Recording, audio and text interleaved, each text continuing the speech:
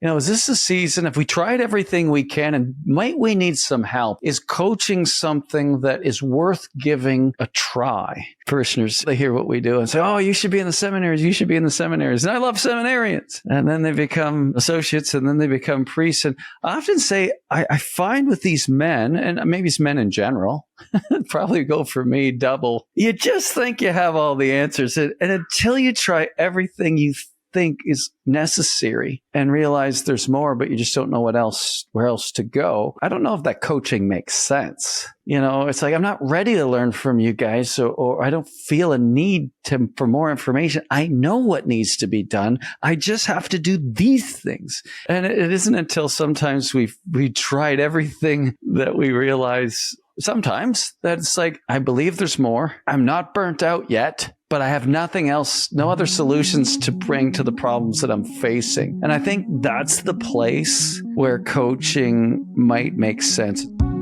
Welcome to the Huntley Leadership Podcast, helping leaders be a positive catalyst in the people they support, the organizations they serve, and the communities they live. This podcast will make you think, laugh, and grit your teeth with new determination to make your parish or business a place of transformation, passion, and purpose. If you're still breathing, you are powered for impact. Welcome to a special edition of the Huntley Leadership Podcast, where today's focus transcends the conventional boundaries of leadership and ventures into the sacred halls of leadership coaching. I'm your host, Ron Huntley. I'm joined by my Australian colleague, Lorraine McCarthy, as we embark on a journey into the heart of leadership within the Catholic Church. In this conversation, we delve into the noble calling of priests and bishops, exploring the unique challenges that they face in their ministry. From the weight of expectations to the daunting task of leading renewal, we uncover the crucial role of coaching in supporting our spiritual leaders. And together, we'll share insights into the transformative power of coaching, emphasizing its ability to reignite the joy and devotion inherent in the vocation of the clergy. Discover how to recognize the right moment for you to seek guidance. Coaching can mark the beginning of a rejuvenating journey where effective leadership emerges, bringing with it transformation and profound joy. This is the Huntley Leadership Podcast. Transforming leadership, transforming lives. I'm really looking forward to diving into this topic. I think it's an important one as we record this. It's even the beginning of 2024. I don't know when people will see this, but I always find there are different times of the year that are natural new beginnings that get us asking questions about what we want to accomplish in this next season. And so, Lorraine, it's great to have you back in the studio again. It's great to be here, Ron. Tell us a little bit, Lorraine. I've been working with you for probably 5 years now, and it's been just a joy. But as I got to know you, I realized, oh my gosh, you've had a lot of experience working in ministry in the church. Can you tell us a little bit about that, how long you've been at it, and maybe some of the things you've come to believe about priests and the clergy? I've been working in parishes and very active in parish ministry probably my whole life. But began in my probably 30 years ago to work a little bit more intentionally in parishes, and I've worked in paid roles a number of times as pastoral associate, and even a bit of a stint as a lay leader in a pastoral parish in the absence of a priest, which was interesting. I've also worked for Alpha Australia and for an archdiocese supporting parish renewal. And during all of that time, I have met and worked for some amazing men, men who have such a love for Jesus, and they really want to make a difference. They want their ministry to make a difference. They want their parishes to grow people and bring them closer to Jesus. And I'm just so in awe of what our clergy take on as they accept their calling, I guess, and the wonderful work that they do. As you're saying that, I think to myself, I know exactly what you mean, because I see the nobility in so many of these men. Like, they take on way more than their fair share. And often don't complain. Like there's this nobility, there's this current of strength in these guys that they carry a lot more than many could, or even many times than they themselves should. But they do it out of love and devotion to Jesus and his church. And it's pretty cool. Yeah. And what about bishops, Ron? Do you notice, what do you notice as you're working with bishops? I'd say much of the same thing. One of the neat things with bishops too is even how we choose bishops in the Catholic Church. It's not like, hey, there's a job opening, I think I'm going to apply. Like that's not how it works. They choose you, you don't choose them. And so oftentimes the men that are chosen are people who are exemplary in character, amongst peers. And so they're usually unbelievable men. Like the bishops that I get to work with are all wonderful role models in many ways, in faith and faithfulness. And they're amazing men. Yeah. Wow. I think, I think one of the things I see, and it even came up as you were just describing what you've come to know about priests and what they want for their church and what they want for people. So often I see bishops really wanting to love their priests and wanting their priests to be healthy and enjoy their vocation and be fruitful. But I often see a gap in but how? How? And I think the how is the hard part. It's kind of like, growing up in the church, I always heard, we should share faith, we should evangelize. And it's like, okay, but how? And so there's a lot of inspiration spoken through homilies and so I knew what I was supposed to do, but I just didn't know how. I don't think we're as strong on the how as we are on the what. And I guess, too, we don't need to be very conscious of what's happening in the world to kind of know that in the Western world we're seeing a declining church and Christianity. What do you see here with bishops? What's it like for them? What are the problems that they're facing? Boy. This is going to be a 2-hour podcast. I say that tongue in cheek because one reason I say that is because their role is so hard. Like it is way harder than people think. And that's often the case. Any work in the church is way harder than most people think, but it's also way more rewarding. And so I wouldn't change it, but if you think it's easy, think again or give it a go. And so with these bishops, it's tough because, they often become a bishop of a diocese they were never a part of. And so they start by not knowing anybody and then having to build trust. And, sometimes that's really exciting because maybe it was, that previous bishop, they had their go and there's anticipation and hope that there's a breath of fresh air. And anytime in any role whatsoever, in business or the church, when somebody new comes, there's new hope. But I think you don't know what it's like to sit in that big seat until you get there. And once you get there, you realize there's a lot more moving parts. There's a lot of demands on your time, a lot of people who have expectations of what you should do or what a bishop is or what they need from you or what the last bishop did. So there's a lot of external pressures and expectations on these men. And you can get lost in the whirlwind of ministry. And sometimes, even though they have a heart for renewal, a heart for their priests, a heart for the faithful, sometimes their schedule gets jammed up doing things that aren't necessarily aligned with the things that would be necessary to bring that to life. And so it's hard, it's hard. One of the myths about the church is how loaded it is and how that much money they have. But, I remember going to an event, speaking to some bishops a couple of years ago in the U.S. And it was a wonderful event. And, just during break time, we're speaking to a couple of different bishops who just went through, the whole diocese went through bankruptcy. And so as they're trying to wrestle with their finances and stuff, and so a lot of times they're trying to do a lot with less, or they have a lot of buildings but not enough priests, and nobody wants to let go of their church, and everybody wants mass, and so there's, in many ways, they have a model of church that in some cases, in some dioceses, isn't feasible, can't go forward with any health, but yet the expectations are, don't you dare let this go. And so they have to make a lot of difficult decisions and wade through that stuff. So there's a lot on their plate to manage. And with that said, I've never met a bishop who isn't in love with Jesus, in love with his church, and want what's best for everybody that are under their charge. But it's hard. Yeah.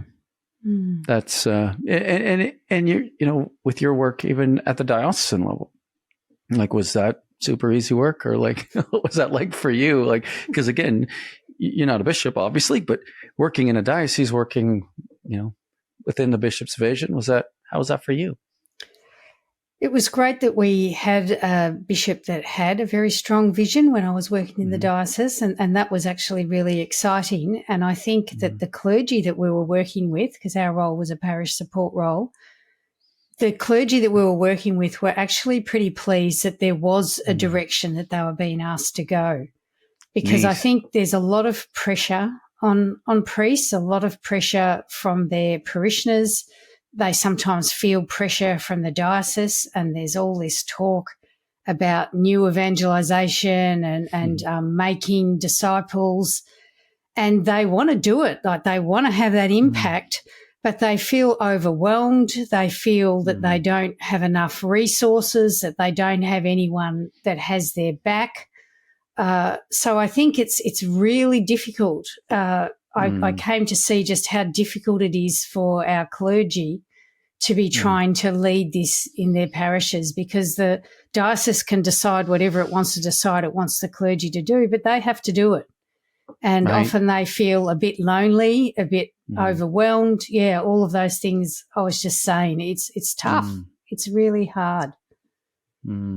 Yeah, sometimes they feel misunderstood or underappreciated. Yeah. I know sometimes bishops have a heart for their priests, but they don't have a structure that allows care to be given because their dioceses are really big. And so that's hard. And sometimes you have auxiliary bishops that aren't sure what their job is really, other than to do confirmations, or you have deans that are running deaneries, but they're just running boring meetings and haven't really been given a mandate that really captures their imagination and extends the care of the bishop, so there can be structural issues. And it's part of the reason we want to have this conversation today is to kind of open up what we're seeing and sharing it with you guys, to help you discern or determine, is this a season, if we tried everything we can, and might we need some help? Like, is coaching something that is worth giving a try? Because, I think sometimes, I'd often get asked, Lorraine, it's kind of funny, like, parishioners, they hear what we do and say, you should be in the seminaries, you should be in the seminaries. And I love seminarians. And they become priests and then, and then they become, associates, and then they become priests. And I often say, I find with these men, and maybe it's men in general, probably go for me double. You just think you have all the answers. And until you try everything you think is necessary and realize there's more, but you just don't know where else to go, I don't know if that coaching makes sense. It's like, I'm not ready to learn from you guys, or I don't feel a need for more information. I know what needs to be done. I just have to do these things. And so with a lot of vim and fervor, they go at it based on the very things that they think are going to make the biggest difference. And of course we do. Like, yeah, go at it. And it isn't until sometimes we tried everything, we threw everything at renewal that we had in our tank, that we realize sometimes that it's like, I believe there's more. I'm not burnt out yet, but I have nothing else, no other solutions to bring to the problems that I'm facing. And I think that's the place where coaching might make sense. And so even as people listen to this, they're probably, who knows where they're at in that cycle, or that continuum of spending themselves on the battlefield of renewal in the Catholic Church, but the I think the other side of that too, or maybe as that extends further, if we get to a place of unfruitfulness or decline and we stay there too long, we can get burnt out, jaded, and then it becomes hard to coach too, because then you don't want to learn. Like, you just have no energy left. Yeah, you've lost hope. Have you ever seen any of that? Like, when I say these things, does that make sense or resonate with you? Oh, it certainly does. And my heart goes out to, I can just think of a couple of priests at the moment who that's their story. They've tried so hard for so many years, thrown everything at it, and still over that time and over their ministry, just seen church, their parish, steadily decline. And that must be so disappointing and so hard to keep going when your heart just feels a bit broken. And no matter what you do, it doesn't seem to make a difference. So that's a really tough place to be. And sometimes as lay people, we can criticize these men and say, they're not trying, or, we often criticize them, but really they're doing the very best that they can, and they've been doing the best that they can for years and years and years. Yeah. And it's hard. Yeah. It is hard. You bring up a neat perspective to it in terms of the impact on lay people. Because there's lay people too, they're disheartened. And it's like, darn it all, maybe they're on a leadership team or a parish pastoral council, or they raise their kids in that church and none of their kids go to church anymore. And it's like, they're pulling their hair out. Like, doesn't anybody care? Like, how come we can't collaborate in a way that gets momentum and pushes back this tide of decline? And that can be disheartening for them too, right? As sometimes the people want the same things when it comes to clergy and lay people, but we're not always speaking the same language.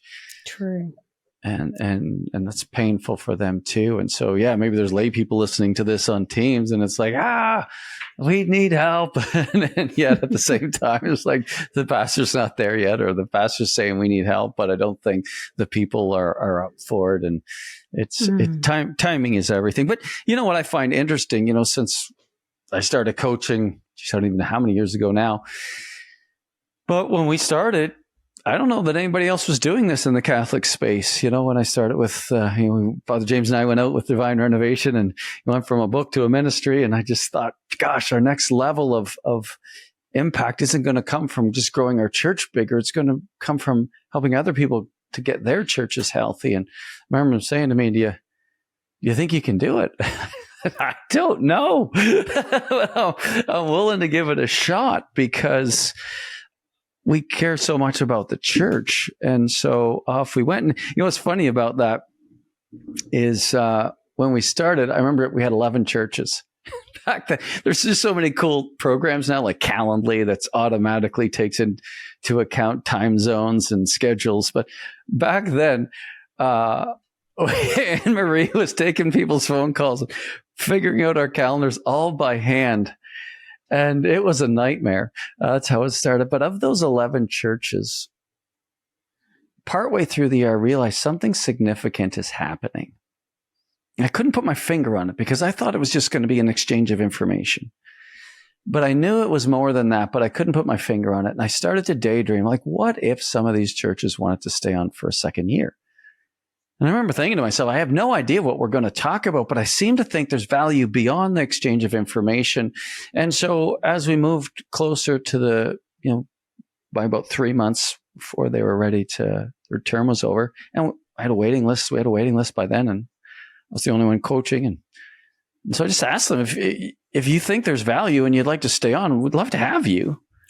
But that wasn't our expectation. And so it's okay. But if you do want to stay, just let me know, because if you don't, we're just going to fill that space with somebody on the waiting list.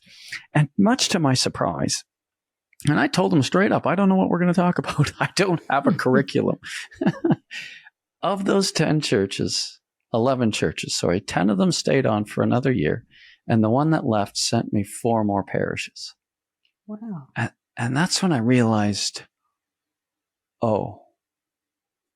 something's something's happening here. And many of those churches I coached for years and years, because the thing is, as people evolved as leaders, as they became more fruitful in their ministry, as they learned how to lead out of teams, mobilize people for ministry, and really start a movement of transformation in Jesus, and then leadership and service, the nature of the problem shifted.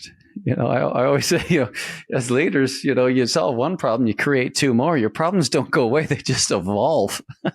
You have new problems, and so through each of these phases, I think the nature of the support changes.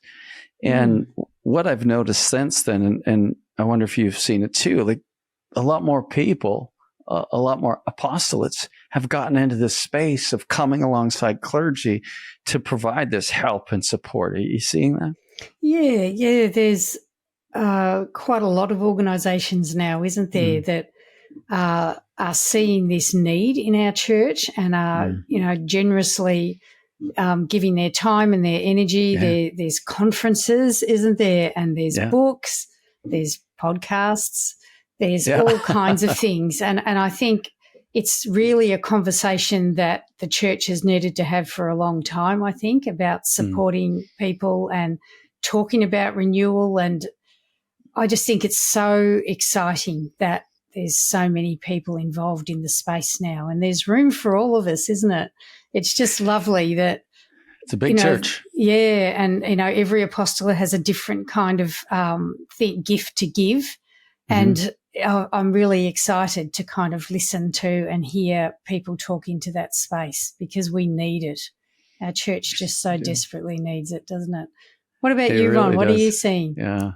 Well, it's been fun too. Like even this podcast has been a platform where I've been able to get people like that on the podcast and talk to them and hear their passions and the different types of language they use. It's different from what we do. And I'm really excited to be able to showcase that for the world, because my hope is that, if we didn't have work because churches were doing so well and people were coming to Christ, that'd be the best day ever. I'd be just We've happy got to work. Great beaches in Australia. I don't mind going there. It's true, and you have a nice place to enjoy those beaches. And so it's our goal is really to see the church renewed. And so I'm always thrilled to see more and more people getting into this space. And the nice thing about that too is, it's kind of like maybe a good hairdresser for ladies, or what is it for guys that we like, good mechanic to fix our cars. Like when you find somebody you can trust, when it's a good fit, it, and you're much more likely to go further, faster with somebody who you connect with. And so the fact that there are different options out there and opportunities, I think, is great for the church, because the principle of coaching in itself is interesting and relatively new. I don't know how many times when I'd introduce myself to priests or bishops, they'd say, "Oh, never heard of anybody doing that," years ago. But I think more and more people are doing it. And so, as you're doing it, Ron, what are you seeing? As I'm coaching? Yeah. Well, one of the things I see time and time again is this hesitation or this reluctance or this thing. People hear about what we do long before sometimes they get involved in what we do. And so there's should I, shouldn't I, is this for me? Isn't it? What if it's a mistake? What if I don't like it? And so there's this, should I, shouldn't I? Because, there's a cost associated with it. And is there going to be value with the cost? And so I understand how people feel in terms of, is this going to work for me? I remember joining CrossFit years ago, and I knew about CrossFit years before I ever joined. My friends would always ask me to join, and I just thought, I got so many injuries. What if I get hurt? What if this doesn't work? And it took years before I did it. But when I did it, my fitness level went through the roof, and I accomplished so many goals that otherwise I wasn't able to accomplish. And so I was so glad I did. But I knew what it felt like to have reservations. But what other priests have found, they felt the same way, but what they found was, as they jumped in, it wasn't as scary as they thought. because one of the work that we do within Huntley Leadership is really to meet people where they're at. It actually starts around people.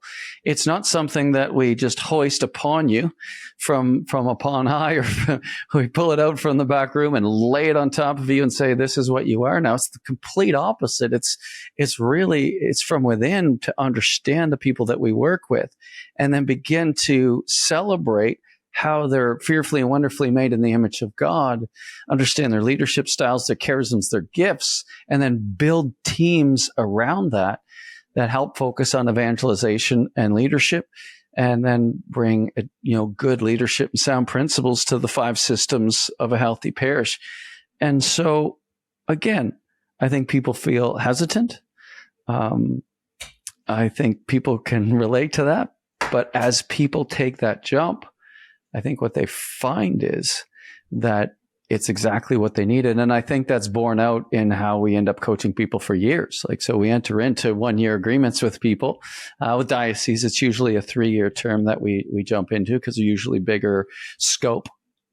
But with parishes, it's a year, and very, very, very rarely have I ever coached somebody for a year. We usually coach them for multiple years. So nobody would renew a coaching agreement and pay her, money for something that didn't bring incredible value. Because I also say too, if something's free, nothing's free. Because your time is worth something. And so if there's no cost associated with what you're doing and it brings great value, good on you. But if there's no cost associated with what you're doing and you go and it doesn't bring you value, that's actually quite expensive, because it uses up your time, and your time is limited. And so, one of the questions I often ask, or we often ask after a coaching session, is, on a scale of 1 to 10, what is your assessment of value for time spent? And we always want to be measuring that on every single coaching call, because if we're not bringing value, we have to figure it out. Because every coaching call has the opportunity of transformation and impact and incredible value. And if we can't bring that to our clients, then we're not doing a job, or it's not a good fit. And that's okay. But so what I find is people are reticent, but when they finally make that commitment, it's the best thing they ever did. And they're transformed. I always say, Lorraine, there's 2 things that fill my bucket time and time again. One of them is that priests renewing the joy of their vocation, like finding afresh the joy and the power of their vocation. Nothing makes me happier than seeing these men who have sacrificed much for the love of Jesus and his church rediscover their vocation. I remember a conversation I had once, Ron, with a priest here in Australia who will remain unnamed, but he had been probably on the coaching journey for maybe about 18 months. And Alpha was starting to grow. He'd done a lot of things, but we were eating lunch and he started to cry. And I said, what's going on? And he said, for the first time in my priesthood, and I think he'd been ordained maybe 15 years or something, he said, I'm starting to see people excited about Jesus, excited about their church. They're looking after each other. He told me a story of someone who had in an Alpha small group who had a cancer diagnosis, and how the other people in that small group had wrapped themselves around this family and looked after them. And he said, "This is why I got ordained."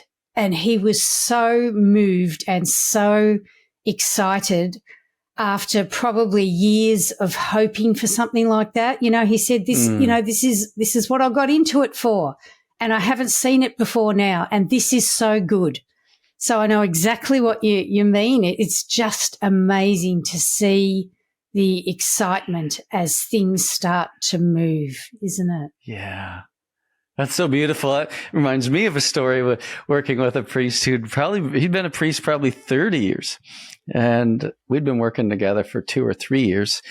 And the bishop called, and he never heard from the bishop. And so when a priest who never hears from the bishop hears from the bishop, they get frustrated and angry and defensive because they think they're going to be in trouble.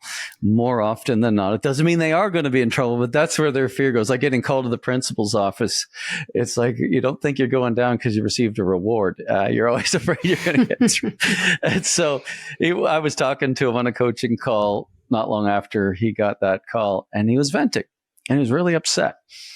And so after I listened for a while, I just said, okay, I'm going to tell the bishop this, and I'm going to tell the bishop that, and I'm going to tell the bishop that. And so I listened. And then I said, okay. I said, may I ask you a question? He said, sure. I said, do you know what the bishop's transformation story? Do you know his encounter story with Jesus and what drew him into the vocation of priesthood? No. I said, oh, fetch, it's a cool story. You might want to ask.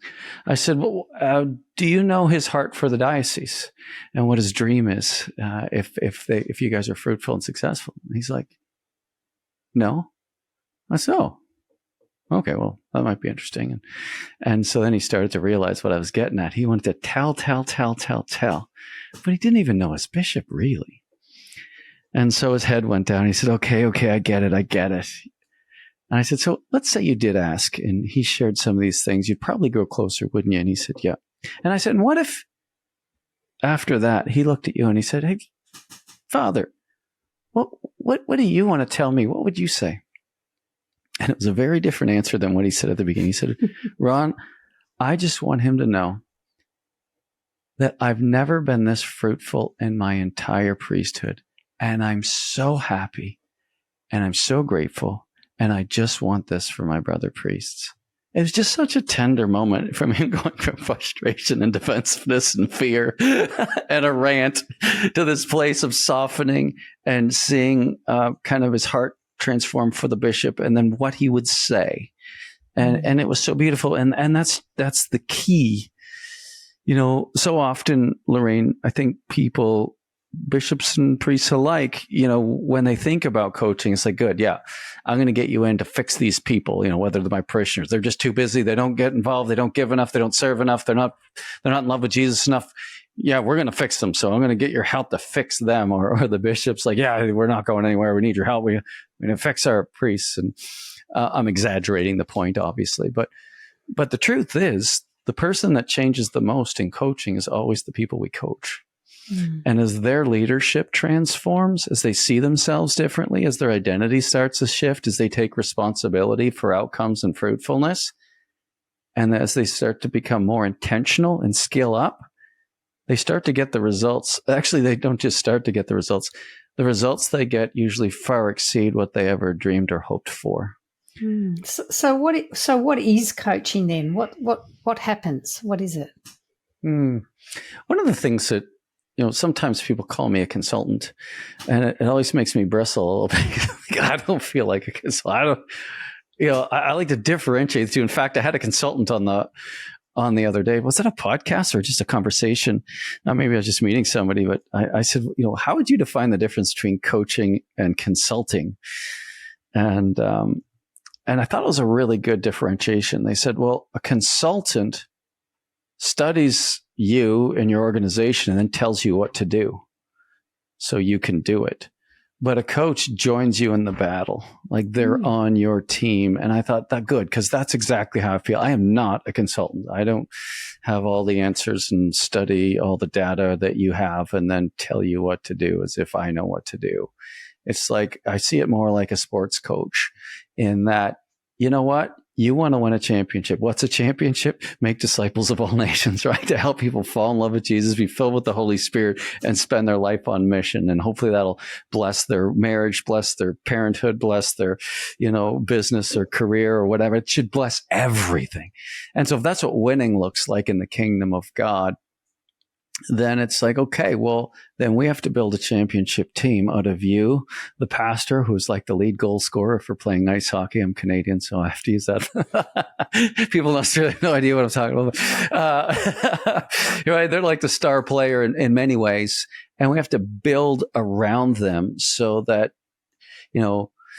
the whole team knows how to contribute in ways that we can push back the trends of culture. And so coaching really is seeing the best, speaking the best, and calling the best out in clergy and their teams so that we can win the day for Jesus. Yeah. How would you define it? Did you do anything different? I think there's also something around, I liked how you said the coach jumps in with people. And I think, what I've noticed in people who are being coached, it's almost, they have a passion. That's why they're being coached. They want to make a difference. But there's always, I feel, a sense of almost relief that they're talking with somebody who gets it. That's a good point. And that person is on their side and they've got an ally. And often that's what people don't feel. They feel like they're battling on their own. So as the coach comes alongside, seeks to understand them first in a very customized kind of way, and then helps them, if they don't already have a team, to get that team around them. And I think I've seen, relief, almost excitement. Yes. So I think there's something there around that ally, which is really important, and somebody that can help you get a bit of hope about making more impact and reaching your dreams, and you're not in it alone. That's what I notice.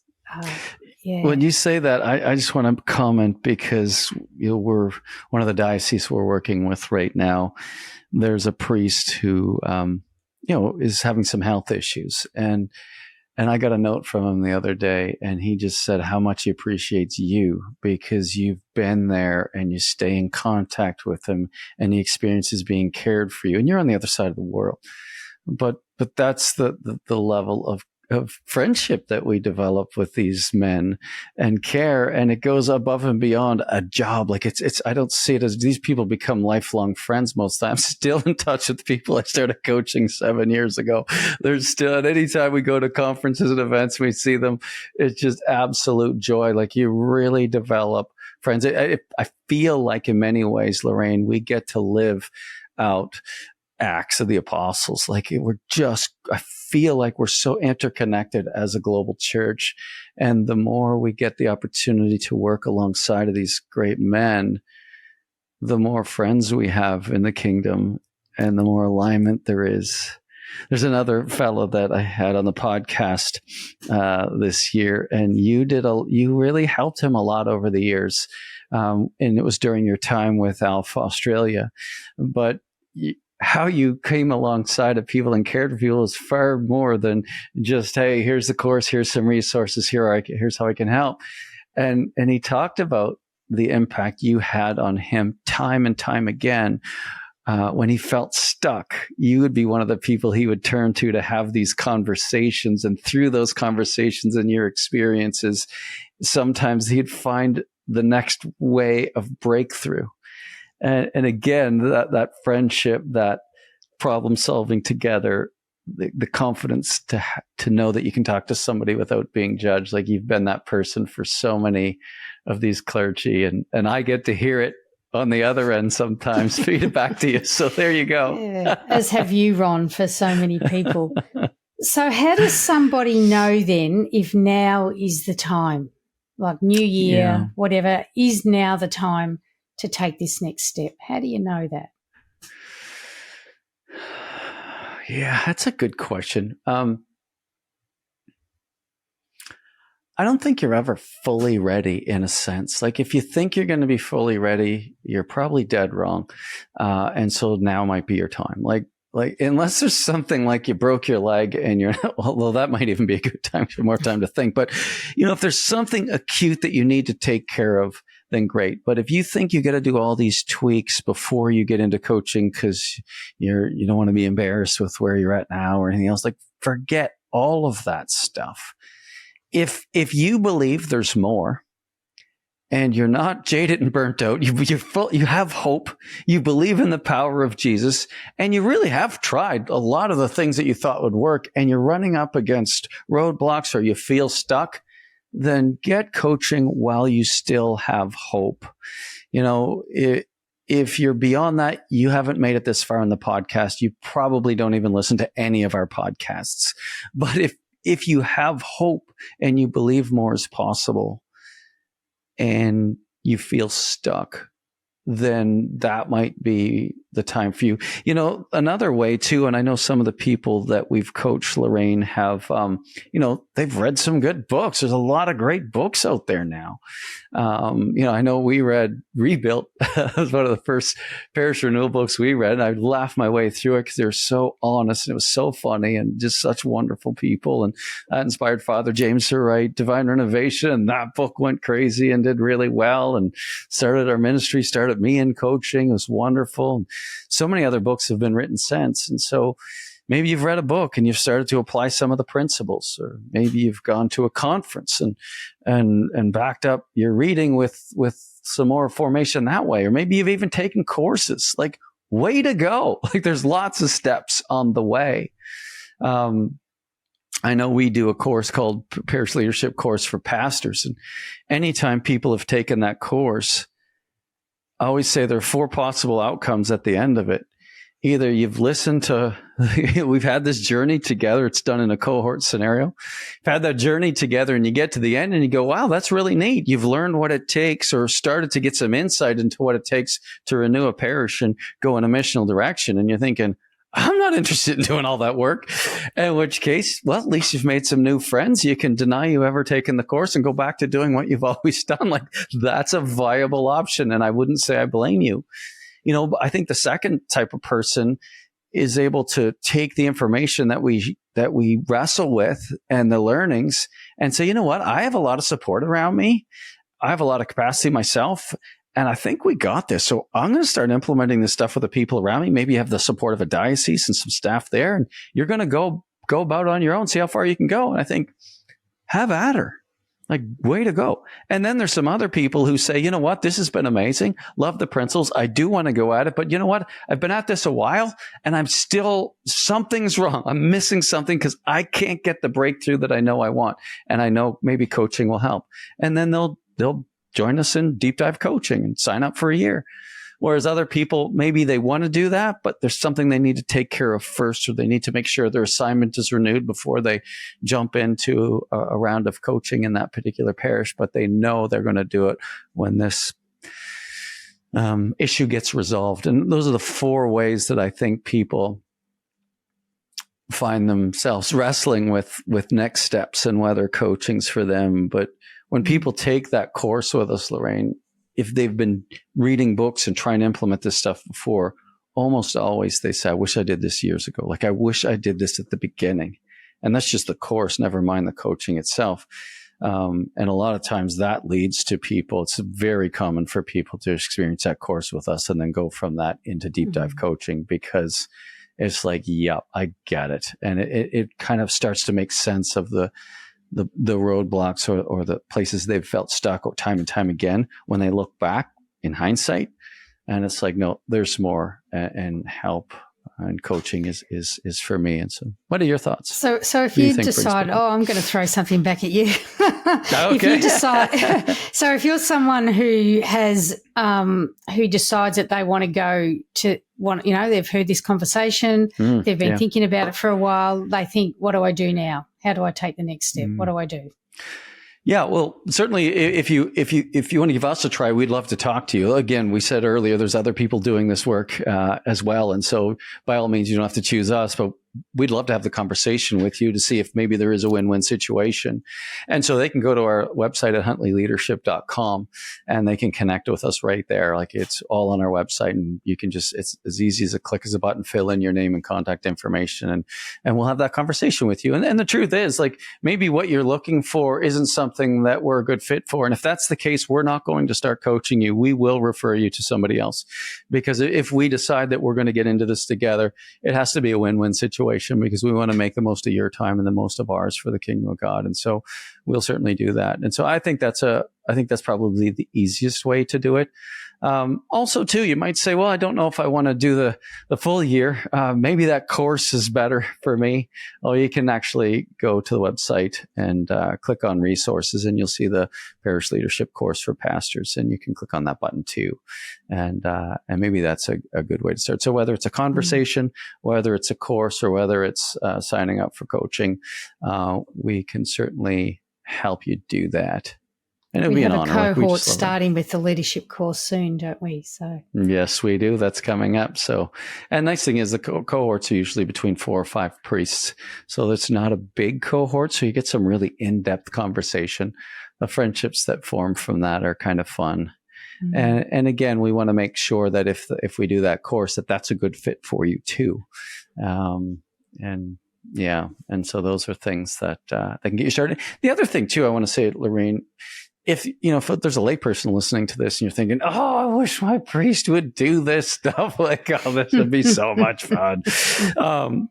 And they don't want to do it, pray for them. You know what I mean? Like, because I've had priests join deep dive coaching because of the absolute passion and desire of their leadership team. And it's not ended particularly well, because the priest's heart was never in it in the first place. And I know that's frustrating. There's probably there is other ministries. If you want to talk, I can help you. We can help you. We're probably not for you in terms of that deep dive coaching, because you can't force your pastor or your bishop to do this. If they don't want it, it actually doesn't work. I have some friends, family members that are, try to quit smoking from time to time. So they go through great hoops to quit smoking. And it's usually because somebody else in the family has been nagging them. And it never really works. And I find coaching like that too. You have to want it, like, because it's work. It's great work. Like every time, actually. You say, I wouldn't do it any other way now that I've experienced it. But until they experience it, they don't know. But it is work. And it's work for the pastor. It's work for the leader. It's work for the bishop. It's work that brings meaning and purpose, which makes it very worthwhile. And then it has impact for the kingdom of God. But boy, anything substantial is going to take sacrifice. And if you're not willing to sacrifice, you're not going to get to a better place. And so it's hard, because sometimes lay people want it so much for their priest or their bishop. Talk to them, pray with them, share this video with them, have conversation, give it a try. Maybe the course would be a great place for them because it's not too much commitment. But maybe those would be some steps that would make some sense. Yeah. What do you think of that? I agree. Yes. That's wonderful. Well, it is a wonderful conversation. And thank you for having it with me, Lorraine, because we do notice that people wrestle with this thinking and these ideas. And truly, many people feel the same way. But when they join, what they realize is how they felt before made sense. But what they find in it is that this is working. It's transforming their leadership. It's putting joy back into their vocation. They start to see, like that priest that you were saying, just overwhelmed with emotion as he thought about how his church was coming alive. People were caring for each other, falling in love with Jesus and being filled with the Holy Spirit. That's what we're here for. That's the heart of your vocation. And if you're not seeing that, it's okay. But geez, don't settle for that. We can do better, and we'd love to help. All right. Thank you for joining me. Thank you. Thank you all for listening. I hope this has been helpful. We would love to hear from you. Go to that exact same website and hit subscribe, because there's going to be some big announcements coming this year. This is a big year for us. I'm really excited. So join our subscription list. We'll send you the odd newsletter, and we'll also give you the announcements as they come out. You're going to love that. And if you're watching us on YouTube, we'd be so grateful if you would hit that subscribe button. That would be fun. We'd appreciate that. Or if you're listening on Apple Music, then rate the podcast. All those things really help. And we love hearing from you. And so if you have any questions about this episode, send them to us, and Lorraine and I will get back to you. God bless you, and we'll see you next time. Bye-bye. I want to encourage you, as you lead this week, be faithful to God and generous to others. See you next time, and remember, if you're still breathing, you are powered for impact.